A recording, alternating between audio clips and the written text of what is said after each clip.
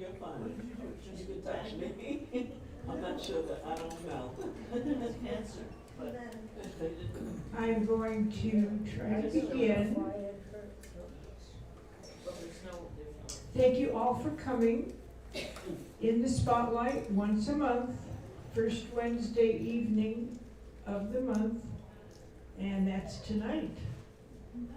So welcome. We have our 3 guests. Sometimes we're nervously awaiting their arrival, but they're all here, so I thank the 3 of you, and we look forward to chatting. Okay? Yes. We have our staff member, and I'm wondering, how many of you know JP?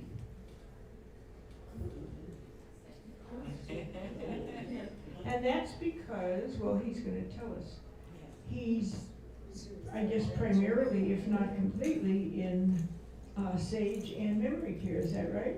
Yes, that is correct. Hi, everybody. It's such an honor to be here. I'm happy to be here and to get to share a little bit about myself.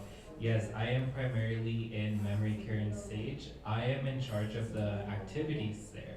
So I am, trying to work with all the residents that are living in memory care with the dementia. I work really closely with the families, giving them updates daily, weekly, on how their loved ones are doing. My main purpose is to try to create memories that are happy. Being here is their home, and just like assisted living, even with the dementia, they may not be able to know that they are in the present. I still want to give them a good day, because you just never know when we are promised tomorrow. But yes, thank you guys. That's me. And tell me, what is your background for it? Yeah, so I've been doing this for over 12 years. I started off as a caregiver. Throughout the years, I worked with the other departments.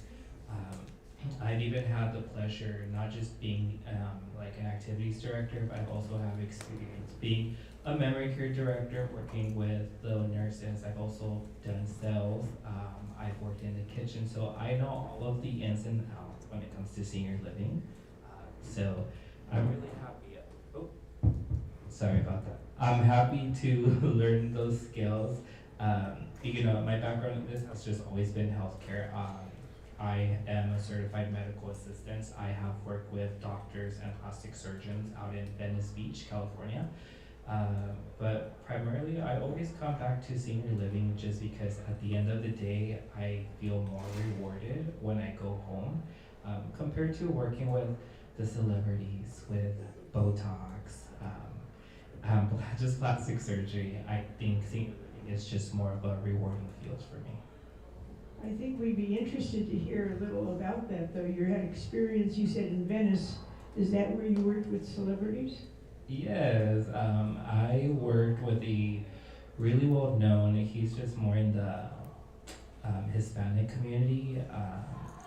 His name is Dr. Augusto Rojas, MD. He owns his own pediatrician's center, as well as his brother, who is the plastic surgeon. So they have a surgery center attached, as well as a med spa. So they do the facials, the Botox parties, all that kind of fun stuff.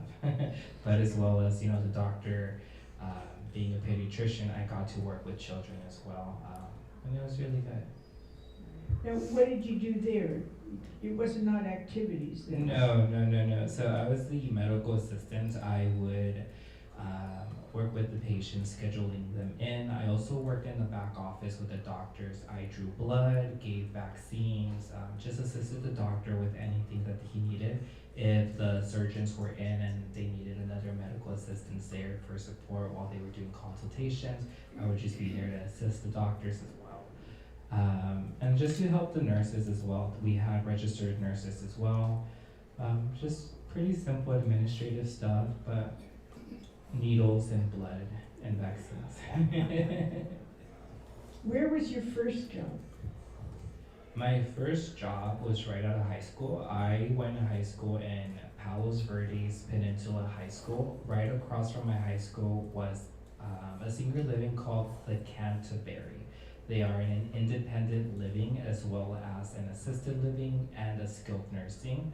I worked right away after high school. When I graduated my high school, I also graduated with my medical assisting certification. And when I graduated, they told me, you know, I could go work in the clinics or it opens the door as well to senior livings. And I just went for it, you know. Wow. Now, how did you leave high school with that certification? During high school, I only had 2 classes like my senior year. I did a lot of extracurricular courses. So by the time I was a senior, I only had to go to school for about an hour and a half. I only took cooking and English. So I had a really great time, but with all of my free time, my parents decided that I need to continue going to school. So after school, they enrolled me in the medical assisting program, which I'm really happy I took. And where was that? Was that on your high school campus, or did you have to go to nearby? No, so that one was at a, I want to say a trade school. It is in Torrance. It's called SoCal Occupational Regional Center, and they offer many types of trades, not just in the healthcare. They offer web development, it's a lot of things, cosmetology. They offer to be an EMT, to work in the ambulances. Yeah. Was that ROP programs there or not? Are you familiar with ROP programs? Oh, okay. I am Okay, just curious. not. No worries. Well, so tell us, your parents, you grew up in So near the LA area. I grew up in in Compton, California. But I was born in Mexico. I came over to the United States when I was 4 years old. You know, I came with my documents. I came to start school just for a better life. When I was 4, my dad passed away, and my mom, being a single mother, with just a 4-year-old, she didn't know what really to do. So my oldest sibling, my sister, who at the time was just 21, decided to just bring her over. Growing up in Compton was a very interesting city. I didn't know, you know, that people say it's bad. And I was like, what? What are you talking about? This is home. But you know, from Compton, moving on to Palos Verdes, it is such a significant change in the culture. And it's something that I had to adapt really quickly.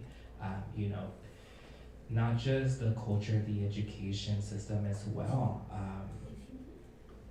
Yeah, it was tough, but you know, it was motivating just because I love learning. And you felt like you did have good learning in Compton then? No. You know, with the demographic there, just, I want to say like the schools with all the children and, you know, with the teachers, just the quality, it was completely different than as soon as I went to high school. You know, they had tutors, after school programs. Teachers actually spend more time with the children to help them understand. So yeah, but you know, I'm still happy with my experience in Compton. I had great teachers, you know. I always will say, you know, being a teacher is one of the most worthiest thing a person can do as well, just because they make such a big impact on the youth. And to this day, I still remember my teachers. I still have the love for them, and they help shape me to be the man that I am today. It's wonderful to hear that. Wonderful. Thank you, thank you. What do you like to do in your free time now? Yeah, so right now I'm currently living in Costa Mesa, California, right next to Newport Beach. I love it. I go to the beach every day. So on my time off, I have a little electric scooter, a little Segway scooter. I take it down the Santa Ana bike trail all the way down to the Balboa, and I just talk to the locals. On my spare time, I used to go on the Sundays to volunteer at a animal shelter all the way in Fullerton, to my veterinary. No, sorry, not the animal shelter, sorry, the veterinary that I would take my animals to. Just because another thing, I love animals. Whatever I can do when it comes to animals, I would love to help. But I don't think I can work with animals in the veterinary. I think my heart would break. But I would go and volunteer at the clinic, the veterinary clinic, clean the kennels, just take the dogs out for the walks, the dogs that were staying there overnight, help the groomers clean up all of the fur. I have 2 cats. I don't have any children. Those are my children. One's an 18-year-old calico cat. I rescued her when she was 14, and I just rescued a 4-month kitten. She was found in a pit in the Orange County Transportation base for the OCTA bus. A little cat fell in the base where they drained the oil for the bus, and it took 2 days to get that little kitten out. So now to this day, that cat is 6 months old and is so happy. Oh my goodness. They require a lot of my attention, so that's where all of my time usually is, where I get off work. You'll see me at the beach, and after home, I like to, I think I'm odd, I like to clean a lot. I like to cook. And I like to put on my Golden Girls in the background. We all like that. Oh yeah, I love the Golden Girls. I haven't visited Miami yet, but it's on my my list because of them. I'm sure they would have welcomed you with open arms. Man, I'm a big fan of them, especially Betty White. Oh my gosh. See, he likes the seniors, and she Oh certainly. yeah. Because of this industry, I got to learn all of the eras back then, the 50s, the 60s, the 40s. Don't even get me started with Dolly Parton. I plan to visit Dollywood this year, later in the year. I'm so excited. Oh, please bring back pictures. I will. You'll have to share with us. You can have a program of your Oh, trip. yeah. Oh, yeah. Oh yeah, I would love to. Oh, that sounds wonderful. Jackie, yes. Did you ever think of teaching English as a second language? For me, as a career Yeah, teaching. At the college? at the college, for me, this is not my end goal. I am going to be starting school to be a registered nurse in the winter, at the end of the year. I want to dedicate my life after I get my nursing license after 5 years. I want to dedicate my life in working with either helping deliver babies or working with children with cancer. And have you had time doing that up to now? Anything related to that specifically? Nothing related to that specifically. I don't have any children. I don't think they're gonna be in my future, which is perfectly fine as a child of 7. All of the others have children. I think my parents are okay with just me not having any. But that's why I see myself dedicating my life at the end with children. When it comes to seniors, here's a good example. Seniors can tell me what's wrong if something is hurting. When it comes to babies and children, they can't really communicate with that, and it's just more of a challenge. So it's something I just really find myself wanting to do. Yeah, understood. Yeah. So you're one of 7. Oh yeah, the last of 7. The youngest. Yeah, the oldest, she just turned 62, and I just turned 30. Oh, you're Big kidding. difference. The 6th child, the second youngest, she just turned 46, so there's a 16-year gap. So the first 6 kids, they were all a year and a half apart. I always ask my mother, how is that possible? She said after she gave birth, I guess she goes back to the doctor for checkup, and they told her, congrats, you're pregnant again. And it happened 6 times. And then with me, she had me when she was 43, so it was a much later stage for her. So that kind of falls back to when my dad did pass away when I was 4. It was a different time for her, you know. Times are different. She wasn't, you know, the younger woman that she was. So yeah, I'm glad to have the support of my oldest, which is my oldest sister, Rosie. She's the only family I have here. Other than that, I don't have any more family here. So yeah. So where are they? Are they? Most of my brothers, they stayed in Mexico. My Oh. mother moved back to Mexico 8 years ago. Oh, But yeah, my only sibling is my oldest sister with her 2 kids who are already grown. so you're. It's you're okay. You're I an uncle to many. yes, and one thing I did love learning about this in life recently, we make our own family too when it comes to our friends, Mm-hmm. and I love that. Mm-hmm. So true. So true. If there are other questions, please. Oh yeah. Any Please questions? don't I'm an open hesitate. book. Oh, listen to that. And do you want to name any of the celebrities that you worked with? Oh man, I can't even begin. But one of the biggest clients for my doctor was Sofia Vergara from Modern Family. Yeah. Oh, He loved her. But yeah, we would have, for example, I was even surprised to see we would have boxers come in, and it makes sense. I'm like, did we get beat up? Mm-hmm. I'm like, oh my gosh. Oh yeah. I say, no problem, just come back in. The doctor will see you. Do I have to wait? No, just come back in. It's okay. It's okay. When you go to the beach, do you surf at all, or? No, I'm scared of sharks. Oh. But I do go a lot to the Huntington Beach Dog Beach. I love animals. I love watching the dogs there as well, play with your owners. I also used to have a dog 7 years ago. She passed away. She was as well like 12. But I love taking her there as well. Yeah. What kind of dog did you have?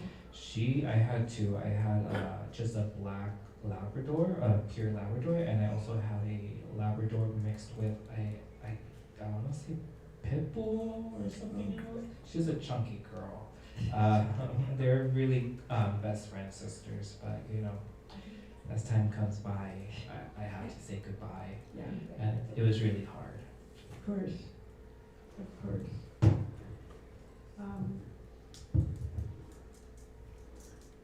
Tell us, you said in your free time, I know you like to go to the beach. Do you have any other hobbies that?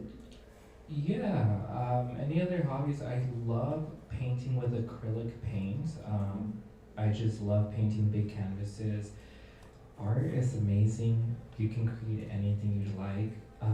I used to play a lot of video games like any teenager, young boy as well, but as I got older I realized time is more precious than to just be in a computer. So I spend time just in my apartments. We have ducks in the backyard, so I am always feeding the ducks in my backyard. Yeah, I'm just a very easygoing guy, homebody with my 2 cats. I like to cook. I like to go out. Something daring of me. I'm starting to push myself to try fish. Oh, fishing? Yes, because I don't understand why I don't like fish. Oh. It's delicious. Oh. I started eating it. It was really good. Mm-hmm. So I think I'm just working on myself to be a better person and get rid of my bad habits. Well, you can try the fish here. Oh yeah, it's great here. Yeah. Mhm. Oh, yeah. What's your favorite, you like to cook, what's your favorite dish to cook? I love making Italian food. I love the pastas. But I'm starting to see it's not always too good to have pastas, let's say 5 days in a row. It's really heavy on the stomach. One of my favorite dishes I love to make at the moment is baked ziti. So yummy. I like to make beef stroganoff, spaghetti, chicken alfredo, lasagna. That was a tricky one, but it always comes out delicious. Yeah. And then when I do my cooking, I always put on my Martha Stewart in the background. Oh, We all love her, right? sounds like you were born in the wrong country. Wrong time, wrong times. Oh, jeez. Questions at all? Because we're just about gonna have to say goodbye to JP and move on, but we will definitely want to get any questions in. Please, Kathy, yes. I have a question for you. You said your mother and all your other siblings but one live in Mexico, and where do they live?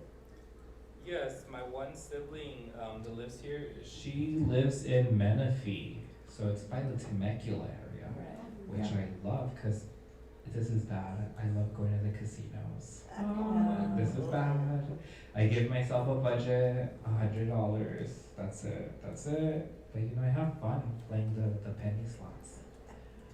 Well, In JP, Mexico, where do they live? In Mexico, I am from Guadalajara, Jalisco. That is where they are from. I think it's really nearby Mexico City. We have a lot in common that Oh, no one would ever guess. Yeah.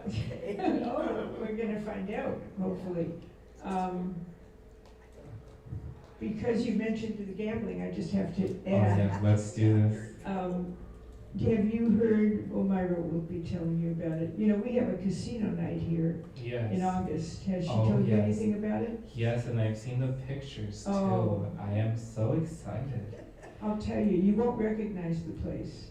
I mean, all of these rooms down here, the lobby, from the lobby all the way over, it really looks like a true casino with we have dealers Yeah. and tables and Oh, the whole I'm scene. excited. they're in. Plan to be here. It's gonna be another Wednesday night, I think, about the third Wednesday in August. Okay, sounds great. You're Of gonna course wanna I'll be be here. here. You're gonna And I hope you guys can gamble with me. Oh, yeah. Let's win some money. And you know the money, Myra will give you as much as you want. You know how that Even works. better. If you guys need some money, tell me. I'll help you guys. Yeah. Yes. Vivian, Now, why don't you talk about your classic cars coming up? Oh, yes. So very quick, I can talk about a few upcoming events I have scheduled for. So on July 26th, we are going to be having our classic car show. And I'm super excited and a little bit nervous because a lot of people are going to be coming. So I have over 15 cars that are going to be lined up towards the right side of the parking lot. At the very end, there'll be an ice cream truck for any of the children or for you guys if you guys like to enjoy. New Orleans style, I don't know what that is, but I'm excited to try it out and find out. Up here, we will also be having, giving out chicken kebabs with refreshments for any of the guests. At the same time, when this is going on, it's going to be happening from 11:30 to 1 o'clock. I know it'll be around your lunchtime, but you guys are always welcome to eat at any time during this event. You can come in, eat inside. If you want to just have the kebab and ice cream for your lunch, that's perfectly fine. But the dining room will be open. The event is going to be open for the public. I'm just really nervous. A lot of people are coming. what is your connection to it? So I have worked with this car group for, this is gonna be my third year now, and they have a amazing organization. They also help they have a veterans organization where on Veterans Day the whole car group comes do a celebration and honoring for the veterans, and they give plaques. But I've known them for about 3 years. Really good organization. Another thing that I am working on when it comes to my activities in Sage, you ladies are always going to be welcome in assisted living. I'm going to start leaving my calendars up by the front desk, so you guys can always just ask the receptionist for the copy. On Wednesdays, moving forward in Sage, we're going to start doing baking. We do baking at 3 o'clock. I am trying to do some cooking workshops, different meals. I just need to work with rabbi and chef on making sure the ingredients are kosher. Another thing I have coming up in Sage, July 31st, the last night, I'm going to be hosting a family bingo night for all of the memory care and Sage families will be up there. We'll be having gift baskets, food, entertainment. It'll be amazing. In August, I'm getting more excited. In August, we will be having, I'm sure you guys had this before, a summer luau with the dancers. We will be having a summer luau in Sage in the patio. It'll be a nice dinner event as well as a petting zoo. I'm working on bringing in baby goats, sheep, little piglets, horses, ponies. So all of that's coming in August. You know, I know assisted living has their own activities department, which is really amazing. What I am just focusing on is, you know, when it comes to the Sage residents, sometimes they can't always join you guys in the assisted living or the memory care, you know, with behaviors or the disease. You just never know how they're going to be that day, but I'm happy to bring all of this exciting stuff to them. And you guys are, of course, invited. So yeah, just keep an eye out for those flyers and the calendars up there. It sounds like you brought a lot with you. Go ahead, Kathy, I'm sorry. Oh. Yeah. So we got a lot more than, we have a lot more in store than we would never have expected. But gee, I thank you for joining us tonight. Thank you, everybody. It's been a pleasure. I honestly appreciate it. I'll pass the microphone on. Thank you. Thank you so much. I'll see you guys around, okay? Yeah? Oh, yeah. Thank you so much. You have a good night. Thank you, Have a guys. good night. You know where I'm going right now. Yeah. To the beach. I'm going to the beach right now. Take care, guys. Enjoy. Bye. Thank you, you did a great job. Thank you, guys. Good job, yes. Yes. Well.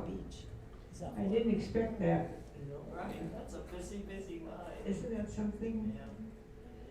I meant to tell him he ought to talk to Ray. You remember we had Ray last month as our, the driver in the spotlight. And it sounds like they have a lot in common with their interests. The art, his interest in art and animals, but maybe they've probably already chatted about it, I would imagine.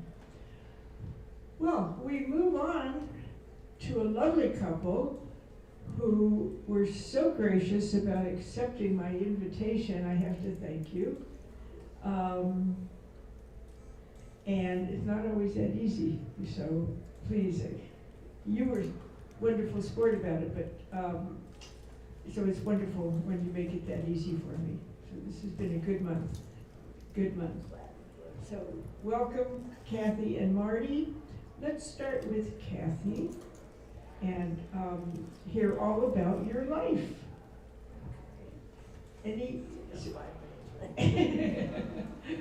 I first have to say that I feel really honored to be sitting next to JP and listen to his life and what he's done for himself. And I follow many of the things he talks about, which you'll find out. Not all of them, but some that are very different than you might have expected. Do you want to start with some of those, or do you want Sure. to? Let's see. Or Do you have a question that you wanted to start with? 'Cause No. No, I was just going to ask you to go back to where were you born and kind of get your history. We can start that way too. It's interesting that as some of you know, that I joined the drummers to be with the drum group because I was so annoyed that they put it in, there was a few good men, and I said, no, that's not right. So then one night I was laying asleep after I said I would do that, and I thought, well, I wonder why I got involved in that. And then I got to thinking about parades. And I remember being like 3, maybe 4, and I was born in Santa Barbara, California. And some of you may have been to Old Spanish Days, which is there in August, always a parade and all sorts of ways of connecting up with the Spanish parts of Santa Barbara. And I can remember myself being in a satin red dress with ruffles like if I had castanets, and sitting on my father's shoulder. My parents were 17 years apart. My mother was like 40 or a little more when I was born, similar to JP. And so he would carry me on his shoulder, and so I could see the parade. So I was thinking about that parade, and then I began to think about the next parade I was involved in. And because of the war, my father decided to leave Santa Barbara because he was pretty upset by what had been going on, the bombing on the side of Santa Barbara, where they blew up some oil tankers and what do you call them? Submarines did, or some kind of ships, Japanese. And then my first caregiver, both my parents were working, was Japanese, and she and her family were deported or incarcerated and carried off, so very soon after. And so anyway, he decided it wasn't good to live there anymore because he sold his house, sold his business. My mother had a business of rest home right near the Cottage Hospital, which was well known, and she made her life there. And that was just down the street from where we lived. Anyway, they sold that house, bought another house, then we went to Salinas, Salinas, California, because my father got a job with the Forest Service. But soon after he did that, they decided that they were going into an emergency rubber project. I don't know, most of you have never heard of Wayule, spelled G-U-A-Y-U-L-E. And it's a rubber because they couldn't get rubber from Southeast Asia anymore, so they were finding ways, and there was a kind of sagebrush that could be mashed up and cooked and made into rubber that was really great. It bounced balls, I remember it. Anyway, we were transferred then, and we began being transferred by the Department of Agriculture under the Wayule project.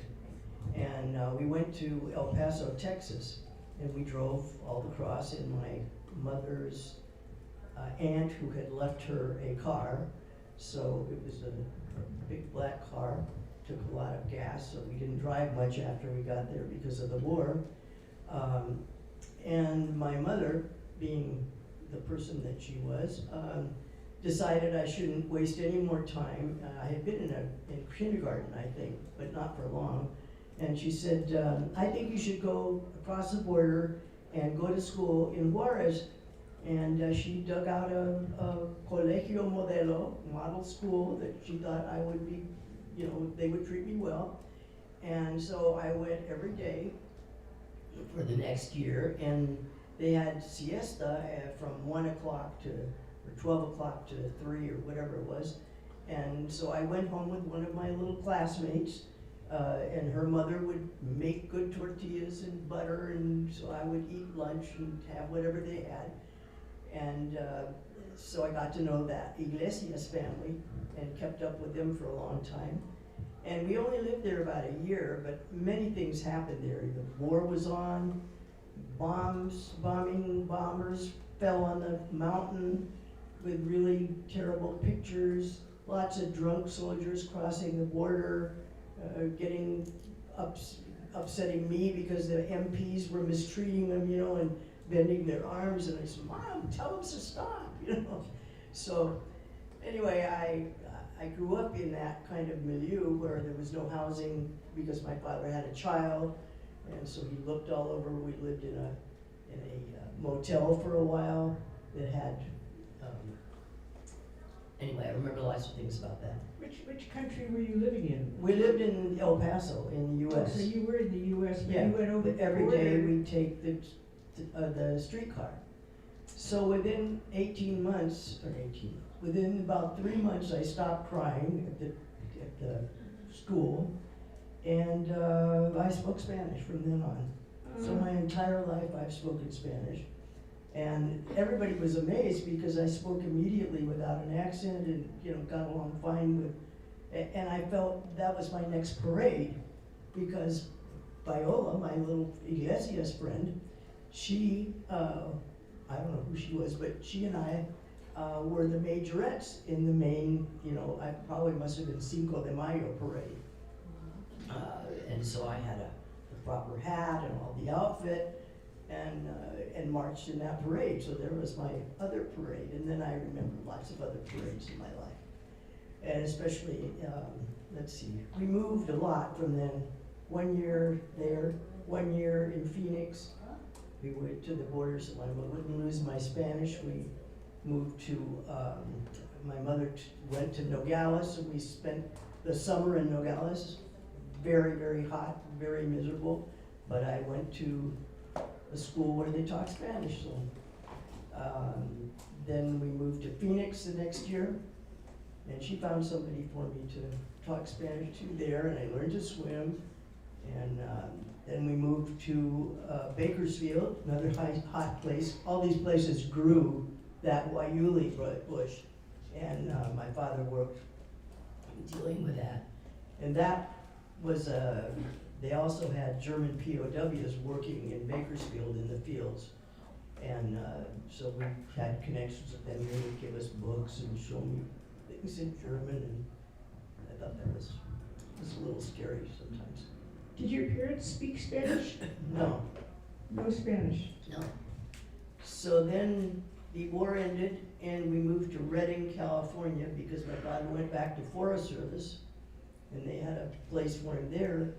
And about 5 months into that, me in 4th grade learning to play the violin, because I begged and I should have never done it. It was so hard. Anyway, my father saw a sign in his work saying they needed some people in Mexico. So he told his boss, well, I think I'm going to apply. And his boss said, are you kidding? Your wife's not going to want to do that. Oh, yeah, she will. Well, 6 months later, we were in Mexico City. He had gone on a plane, and we arrived by train when school was out. And so I spent the next 5 years living in Mexico City and Guadalajara and going to, well, first I went to Spanish-English schools, but soon I was going just to Spanish-speaking schools. And then we went to Guadalajara the last year, so that's what I was telling him. There are many more things that are in common with them. So then my mother decided that it was time to come back to the States. I think she was seeing me becoming a Mexican, which I was. All my friends, boyfriends, and all that kind of stuff. I was like 13. And she said, you need to know what snow is like. So my father was from northern Michigan, Traverse City, way up in the top of the hand. And so I started school there in high school and felt completely out of water. And I was just miserable that year. And it was, that crunch between Spanish, being like a Mexican teenager to an American teenager, I had no clue what that was. And so I told my mother, I'm not going back there. And I had made a few friends, but I made more friends in the small town where we moved to nearby. And so I said, I'm gonna go to a school that's near that. And so I did. When I went to that school, that was a third year high school, I didn't talk about being bilingual, even though they knew, I know my friends knew, because I worked in the Kresge dime store in Traverse City, and I translated for migrant workers. And so I know they must have known, but when I went to my 50th high school reunion, nobody knew that I spoke Spanish. They said, we didn't know you spoke Spanish. And so when it came time to graduate, I said, that's it, I'm going to where they speak Spanish, so I came back to California.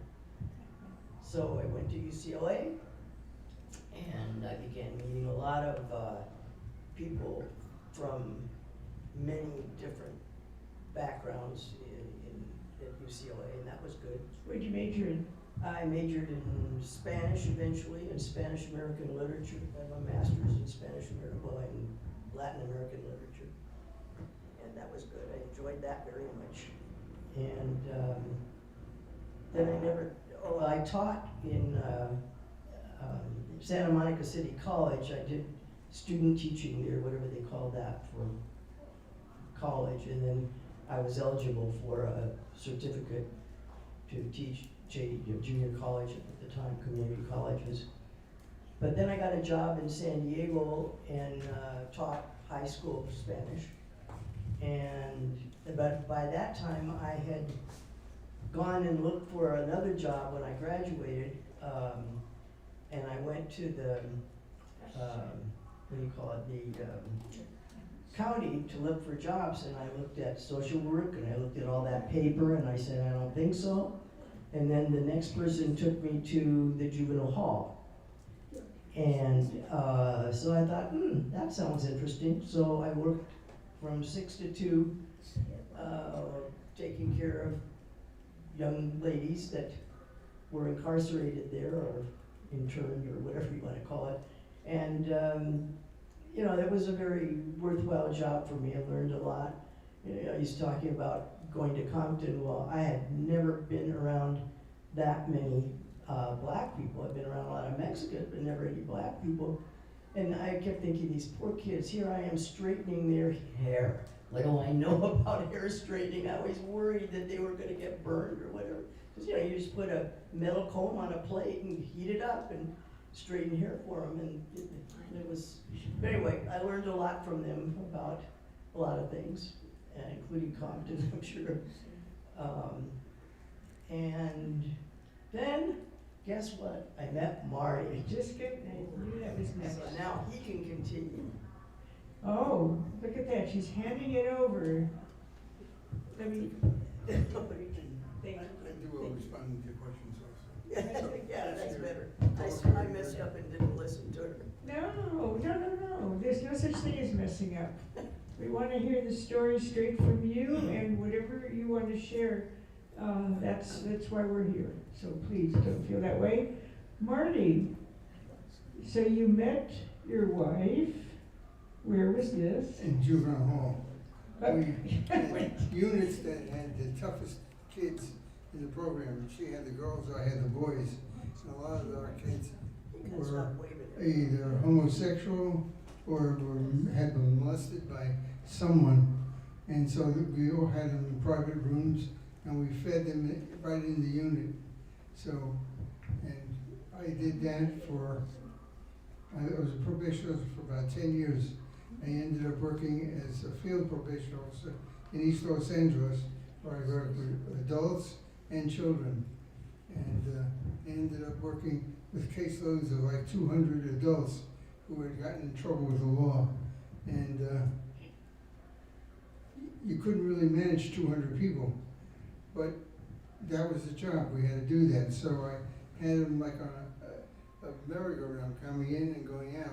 When I saw them, or I'd go out in the field, and the sheriffs would often call me and say, come out, we want to go arrest someone, but we can't get in their house unless you're there.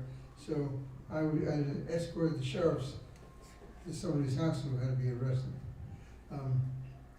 And that was probably one of the best jobs I ever had, because when you work in probation and you work with kids and adults who are in trouble, they have no trouble calling all kinds of names or asking things, and the experience of being questioned by kids and adults, you have to think about yourself, and you have to do a lot of introspection.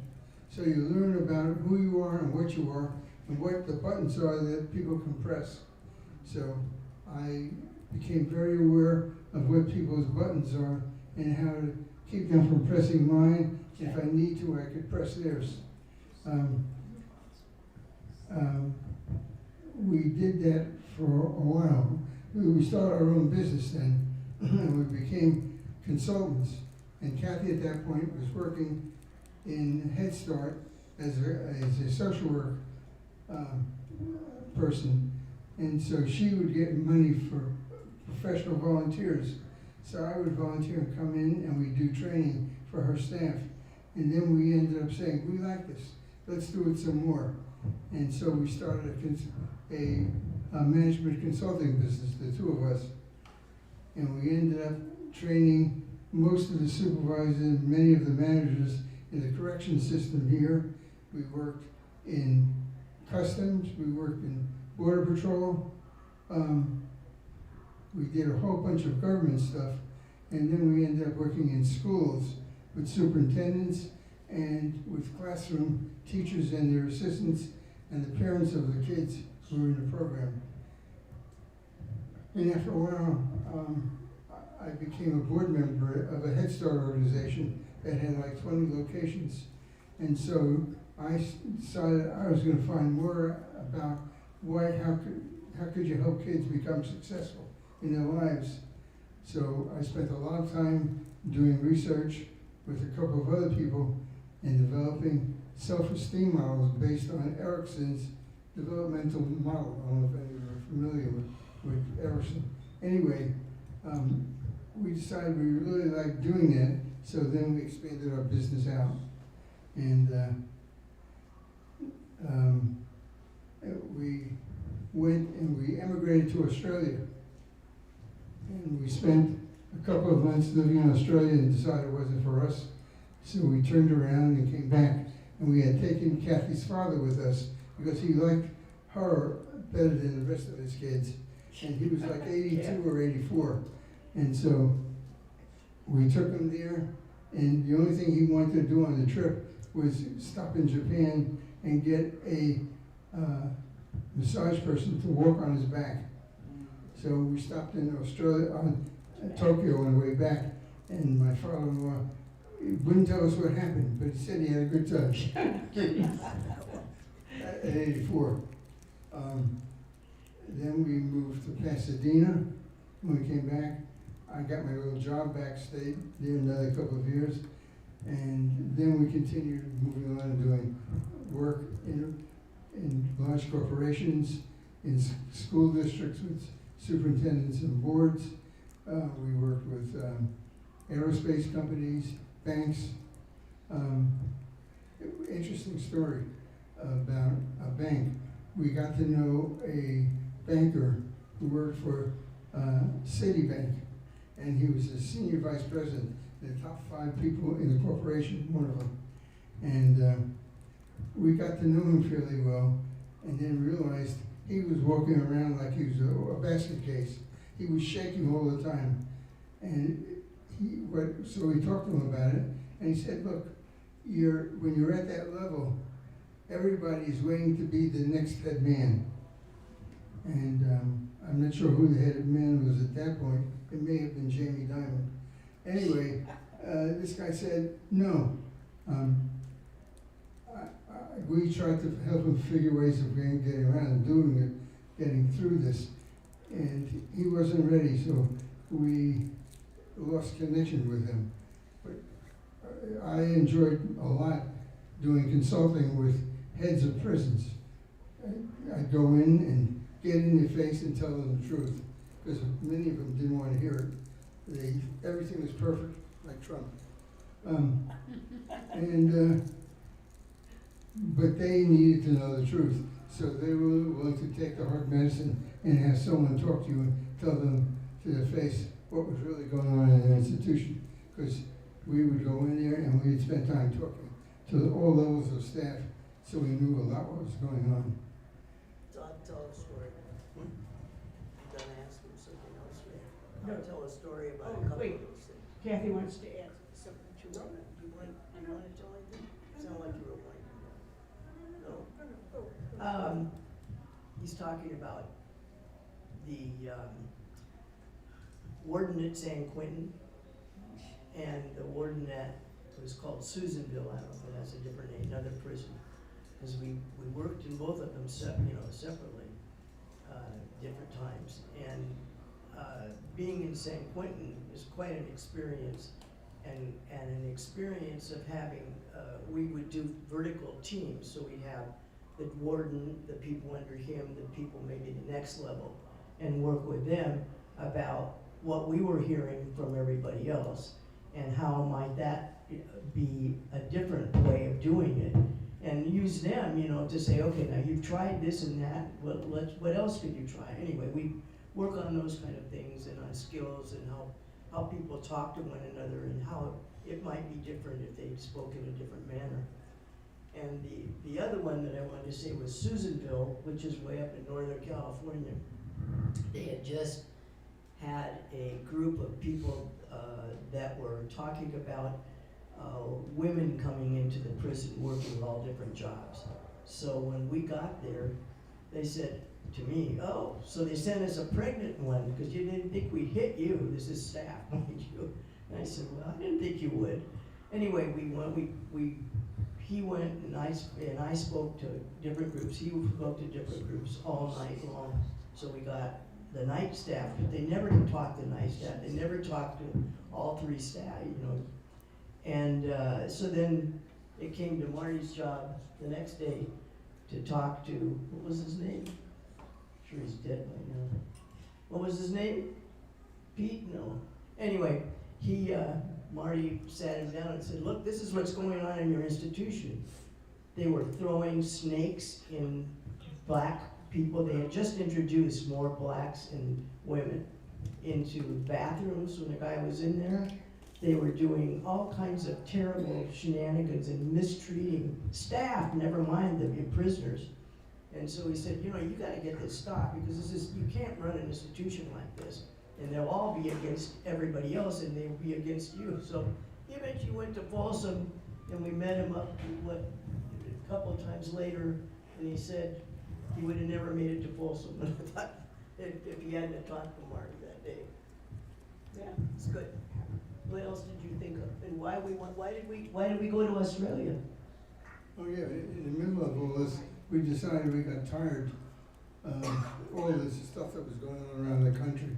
There was a Texas massacre from the tower guy was shooting people down below, and we said we were starting to have kids, so we decided we didn't want to raise kids in this kind of environment. So we immigrated to Australia. But what happened right before we did that? Why were we sleeping on the beach? Oh, I don't remember if you know the Watts fires. Riots? The riots that were going on. Well, they called me one night and said, "Do you want to come and work?" And I said, only if you need me." They said, "Not now, maybe we'll call you later." We got in the car and we drove up the coast, drove through Santa Monica area and along the beaches. Burning? And they were burning. We drove through fires to get to the coast and then up the coast.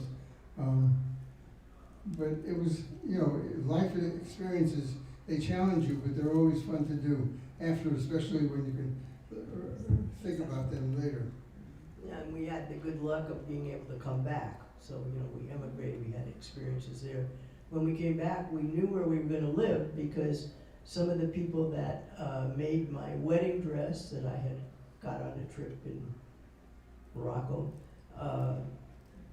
they lived in a certain area of Altadena, and it was a marvelous area. They were Hungarian and Greek, he was, and there were Mexicans on it, there were black people. I remember them doing, you know, now they do the dances, group dances, all that. Well, these people were maybe 20 years older than we were. They had a house, they had 3 or 4 kids. And they would do those kind of dances, and they were they'd invite us and show us how to do it, you know, and they really had a good time. This is 60s. And it was really a wonderful place to live, and our kids loved being there. So it was a good time. Why don't we take a minute, we want to hear about your kids. Oh. Altadena? Yeah. So we had a house there. I live there. Did you live there too? I live a block away in Pasadena, on Lake Street. Mm-hmm. So That's one beautiful. block up the hill, I live in Altadena. Yes. Yeah. We'll talk later. The, I don't know. You were gonna have some questions? Our kids, we have 2 children, a boy boy who likes to work in startup electronic companies, and he lives in San Diego. And he goes from company to company and helps their CEOs or the COOs work more effectively with the executive staff that they hire. Our daughter is a licensed clinical social worker, and she has 4 or 5 therapists working for her, so she has a group practice that she runs, and she lives in Pasadena still. She went back to the old homestead. Interesting that your kids became somewhat entrepreneurial like both of you. Both of them, huh? They liked it because we took trips in the summer, because, you know, in the summer, nobody does training. So we wouldn't have any work, say, well, we might as well go to Mexico or go to Costa Rica or go to, we had a good time. Where do they live now? Our daughter lives in Pasadena in a craftsman home, and our son lives at University City in San Diego. Oh, okay. So Soccer. we venture here a lot. I'm not sure there's any more that you need to hear. Betsy has other questions. Well, no, listen, I think the best is when it comes straight from you and you know your life best, and we hear the highlights as you want to tell them. So I have no problem with that. That's better than any questions I can ask. Well, do you have something else?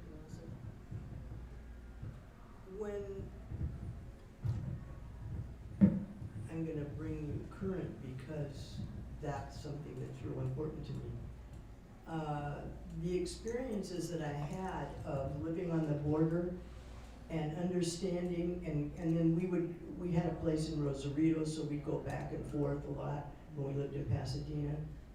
And I found that really helpful to me because nobody looks at me in the border areas and thinks I'm strange because I talk Spanish.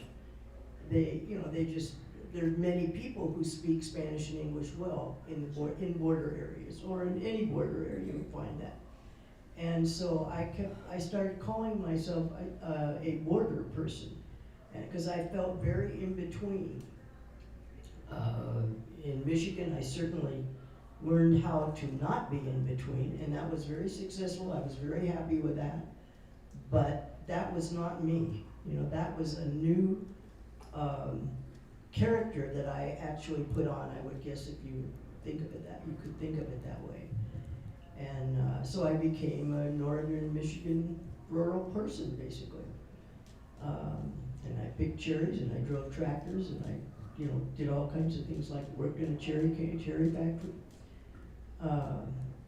and played the violin at square dances, and played the bass drum in the marching band, which was wonderful.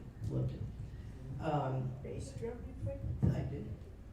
Yeah, because they didn't have violins. They didn't have an orchestra. I played orchestra in the other school, but I was okay to leave it. Anyway, so when I came to California, I began to see other kinds of cultures, and still never felt very close to anything because I don't have relatives. My mother died during I was in college. But so I began doing a journal called, that was written by Ira Progoff. He was a psychologist, and he did a lot of teaching, and I had gone to some of the journal classes that he taught. And it basically is your own writing, but it's guided with a lot of ideas of how you can work things out. And I felt like it saved me oodles of money from psychiatrists. And so I did that since 1980, probably. I have thousands of books, it seems like, that I wrote. Now what do you do with them? Because it's all in handwriting that nobody can read, but even me. But anyway, as I did that, and I began thinking about this border person idea, I began using that in our work and talking about how if you are a certain kind of person and the other person is a certain kind of person, who's taking care of the middle, and how are you going to talk with one another if you really can't get past these borders that you create or were created where you lived or wherever your parents. And so I thought about that a lot, and I created some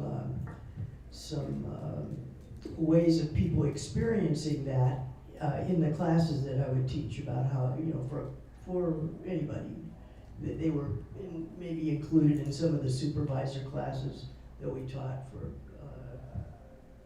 people. And just in July, not last year, but 3 years ago, a friend of mine, I was involved for a long time with groups that were called third culture kids. These are people all over the world that have grown up in another culture because of their parents' work or other reasons. And so I felt close to them, but they were all people that, they were mainly European, very little from Central and South America, so they didn't ever really get that vibe. But I was one of them in that I had developed a third culture, this in-between thing that you're not exactly totally, a Michigander, you're not totally a Californian, you're somewhere in between these things. And so I did that for quite a while and felt comfortable being a border person. And then I began, out of the third culture people, the person that ran that had been involved in it for many years. A lot of missionaries were involved in that because they had kids that grew up in these countries that their parents went to. And she created some of the groups that worked on this. And she called me up and she says, I just heard a young man in England that is talking about what he calls, what, Marty? Cultural. Yeah, wait a minute. What kind of personality? Oh, it's not multiple personalities. Oh, this is terrible. Anyway, I listened to his lecture and it really made more sense to me than anything that I had been working on myself, the theory, the work on it. I'd done some presentations in Osaka in border people and a whole bunch of stuff. But I really liked what he said, and I wanted to add to what he was doing. He was working with children and talking about the difficulties that Asian kids and adopted kids were having and what they were doing with that and how that was working in terms of developing so much other groups. And he had some really good ideas about how to deal with it. So I want to write about, oh, Marty, you're not helping me. Culture, what is it? Not third culture kids, but, It's called. oh, God. So you Call me tomorrow, don't wake me up. I'll think of it. But anyway, it's a whole way of structuring things differently than the border person that added to people who have a number of cultures within them. Can't hear you. Oh, sorry. It's a whole way of developing an understanding of what happens when you develop all these different cultures that you've had throughout your life. I gotta ask you, with all that you guys have done, have you written a book? Are you writing a book? Or I've written a lot of stuff, but that I need to write it. It's probably a 10, 15 page paper. And then what I have to write is maybe 10, 15 pages, and I've been avoiding it since 2 Julys ago. And I'm going crazy because I can't get my computer working anymore. Anyway, yeah. What is that Marty? Complex identity? sounds good. no, not that. I'm very surprised when you talk about your Spanish proficiency and ability to speak without an accent and all. Your light complexion and all, and I think that would be very surprising to many people. Oh, it is. Because you don't look like you're Latino at all. Yeah, I don't look right to anybody that's not. Si yo empiezo a hablar español, ustedes no me van a entender. Y me ven que soy mexicana, que me oyen como mexicana. And that's what happens. Everybody goes, what? And it doesn't matter whether they're some other culture or. Imagine you surprised a lot of people. Yeah, I didn't want to do that to you. Good. ought to have a conversation Oh, I with will. him, yeah, oh, yeah. Oh, a fascinating life you guys have lived. Yeah, you really was amazing, Oh, very It was interesting. a good life, and we're glad to be here. This has Yes. been a good place for us to end up. We're glad to have you. I have to leave. We're glad to have you. I am just curious, I'll ask one final question. What brought you to Heritage Pointe? we needed more help than we were getting. We were living at the towers in, Oh, okay. in Laguna Woods. We moved to Laguna Woods in '95. And we lived there, and then we lived 3 years in the towers, which is not assisted living. And we decided, Excuse me. I fell Sorry. twice. Marty has had his problems. And how did you find out about Heritage Pointe? We know we visited people here Oh, maybe 10 years ago. And so we knew about it, and we'd come several times to lunch. okay. Did we have a question? Did you live in Laguna Woods? Yes, from '95 to 4 years ago. Really? Mhm. What gate did you live in? We lived near Gate 4 on the way out, Ronda Sevilla. Gate 4?